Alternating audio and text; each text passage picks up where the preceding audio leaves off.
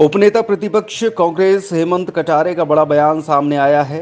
Transfer वाले letter जारी करने पर उन्होंने कहा कि मुख्यमंत्री डॉक्टर मोहन यादव पूरे प्रदेश के मुख्यमंत्री हैं, इसलिए मैं नहीं चाहता कि उनकी छवि धूमिल हो। मुख्यमंत्री मोहन यादव का नाम लेकर कुछ लोग ट्रांसफर पोस्टिंग का काम कर रहे हैं। मुझे लगता है कि इस मामले में मुख्यमंत्री की सहमति नहीं होनी चाहिए। मैंने पत्र में ट्रांसफर पोस्टिंग कराने वाले सारे नाम लिख दिए हैं। अगर इसके बावजूद कोई समस्या आती है तो मैं इसका सबूत देने को तैयार हूँ। उन्होंने कहा कि माध्यमिक शिक्षा मंडल में कई प्रकार के घोटाले हुए, मुझे एक एक घोटालों की जानकारी है। समय आने पर सबकी पोल पट्टी खोल दूंगा। मंत्रियों के लिए नई गाड़ी को लेकर उन्होंने कहा कि सरकार की प्राथमिकता मध्य प्रदेश का विकास नहीं बल्कि अपने मंत्रियों को फायदा पहुंचाना है, जो कि नई गाड़ी नए बंगले के रूप में हमें देखने को मिल रही है। विपक्ष का एक एक विधायक सवाल पूछने के लिए तैयार है, ये बात उपनेता प्रतिपक्ष हेमंत कटारे ने कही। उन्होंने कहा कि 3 तारीख को सरकार बजट पेश करेगी और 3 तारीख को भी स्वास्थ्य विभाग से संबंधित सारे सवाल पूछे जाएंगे। नर्सिंग घोटाले के दौरान तत्कालीन मंत्री विश्वास सारंग किसी भी हाल में बचने वाले नहीं हैं। हम सड़क से लेकर सदन तक इसका विरोध करेंगे। बजट की आड़ में सरकार अपने कुकर्म दबाना चाहती है। उन्होंने कहा कि पहले व्यापम अब व्यापम पार्ट 2 भी सरकार ने कर दिया। मुख्यमंत्री मोहन यादव जी हमारे पूरे प्रदेश के मुख्यमंत्री हैं और उस नाते मुझे उनकी चिंता भी है। उनकी छवि धूमिल कर रहे हैं कुछ लोग। सरकारी गलियारों में ट्रांसफर पोस्टिंग के नाम पे उनके नाम से अनाप शनाप पैसा इकट्ठा किया जा रहा है, जिसमें मैं समझता हूं कि मुख्यमंत्री जी की सहमति नहीं होनी चाहिए। और यदि ऐसा है तो मुख्यमंत्री जी को इसकी सघन जांच करवानी चाहिए, इन लोगों की भी, और उनके मोबाइल सीडीआर सब चीज़ों की जांच करवा के इस चीज़ को जाहिर करना चाहिए। क्योंकि ये सिर्फ मैं ही नहीं, ये चाहे मीडिया के गलियारों में हो या सत्ता से इर्द गिर्द जितने जुड़े हुए लोग हैं उन गलियारों में ये नाम गूंज रहे हैं। बस इतना है, कोई कह नहीं पा रहा था तो वो कार्य मैंने किया है। पूरी तैयारी है, कांग्रेस पार्टी की प्रतिपक्ष के रूप में पूरी तैयारी है। सरकार को आईना दिखाने की भी, सरकार को घेरने की भी, और प्रदेश हित में जो कार्य होने हैं उन सब के लिए हम लोग तैयार हैं। उस पर बहस भी होगी, चिंतन भी होगा और सुझाव भी दिए जाएंगे। और रही बात जिस प्रकार से आपने देखा, जैसे ये भी नर्सिंग घोटाला वर्तमान में चल रहा है, मैं आपको सिर्फ इतनी जानकारी बताना चाहता हूं कि सरकार किस कदर घबराई हुई है इस घोटाले से। पहले तो तत्कालीन जो चिकित्सा शिक्षा मंत्री थे वो बार बार दिल्ली चक्कर लगाते हैं, सफाई दे रहे हैं, लेकिन मीडिया जब प्रश्न पूछ रही है तो मीडिया से बच रहे हैं, सामने नहीं आ रहे हैं। एक चीज। दूसरी बात यह है कि 3 तारीख को मुझे ऐसा ज्ञात हुआ है कि 3 तारीख को सरकार बजट पेश करना चाह रही है। अब ये जो 3 तारीख है, कितनी सोच समझ के सरकार लेकर आई है आप खुद देखिएगा। 3 तारीख को जितने भी प्रश्न लगे हैं, तारांकित हो अतारांकित हो, वो सब स्वास्थ्य एवं चिकित्सा शिक्षा विभाग को लेकर के हैं। तो उन विषयों से बचने के लिए और उनको बजट की आड़ में दबाने के लिए, अपने कुकर्मों को दबाने के लिए सरकार बजट को 3 तारीख को पेश कर रही है।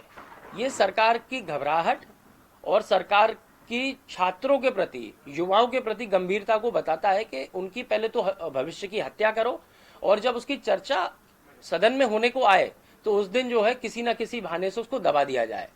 तो मैं समझता हूं सरकार से इसकी मंशा बिल्कुल साफ हो गई है। यही उम्मीद भी थी ऐसी सरकार से जो इस तरीके के कर्म करेगी। पहले व्यापम, इसके बाद नर्सिंग, व्यापम पार्ट 2 भी जिसको कह रहे हैं। तो लेकिन मेरे को नहीं लगता 3 तारीख को बजट भी लेके आएंगे तो इस चर्चा से बच जाएंगे।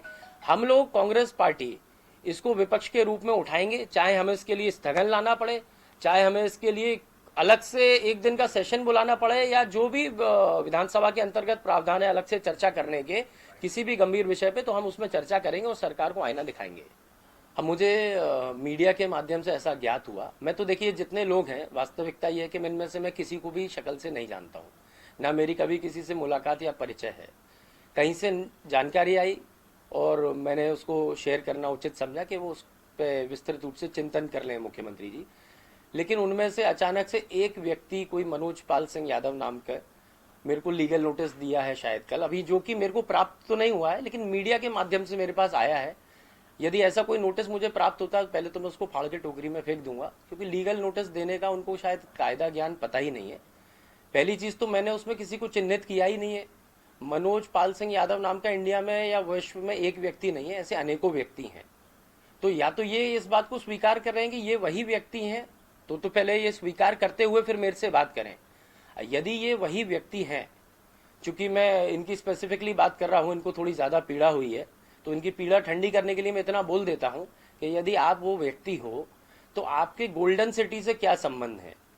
गोल्डन सिटी में जो वरिष्ठतम कोई महिला आईएएस अधिकारी रहती हैं, आप वहां पे क्यों बार बार आपका जाना आना वहां पे रहता है?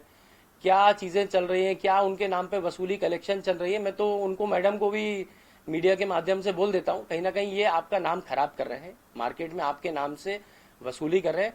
कोई मनोज पाल नाम का व्यक्ति है, मैं फिर से इस चीज को स्पष्ट कर देता हूँ, वो ये है कि नहीं है जांच का विषय है, लेकिन कोई मनोज पाल नाम का व्यक्ति दलाली मैडम के नाम से कर रहा है और उसकी जांच होनी चाहिए। वो गोल्डन सिटी में किस हैसियत से आ जा रहा है, कहाँ से इतना पैसा आ रहा है 2 नंबर का, कि वो भोपाल से लेके ग्वालियर चंबल संभाग से लेके सब जगह इन्वेस्टमेंट्स कर रहे हैं। ये पैसा कलेक्शन कहाँ से आ रहा है, इस सब चीज़ की जांच होनी चाहिए।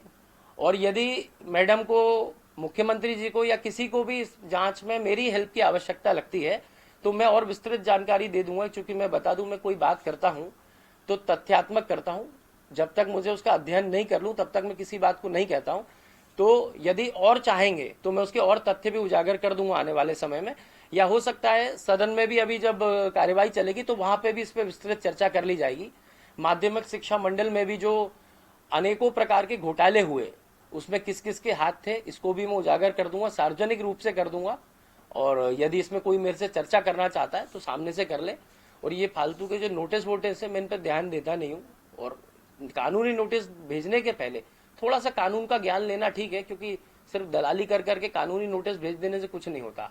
और अभी जब मैं पोल पट्टी खोलूंगा तब एक, ये मान लेना, क्रमबद्ध तरीके से खोलूंगा और एक एक तथ्यात्मक जानकारी दूंगा कि किसने कहाँ क्या माध्यमिक शिक्षा मंडल में क्या किया, कहाँ किस जगह प्रॉपर्टी में इन्वेस्टमेंट किया, उस इन्वेस्टमेंट में व्हाइट में कितना था, ब्लैक में कितना था, वो पैसा कहाँ से आया, कि किसी गोल्डन सिटी से आया, किसी और जगह से, मैं सारी चीजें खोल दूंगा। अगर किसी को ज्यादा जानकारी लेनी है तो मेरे से स्वयं बात कर ले, मैं उनको मुंह पे उजागर कर दूंगा।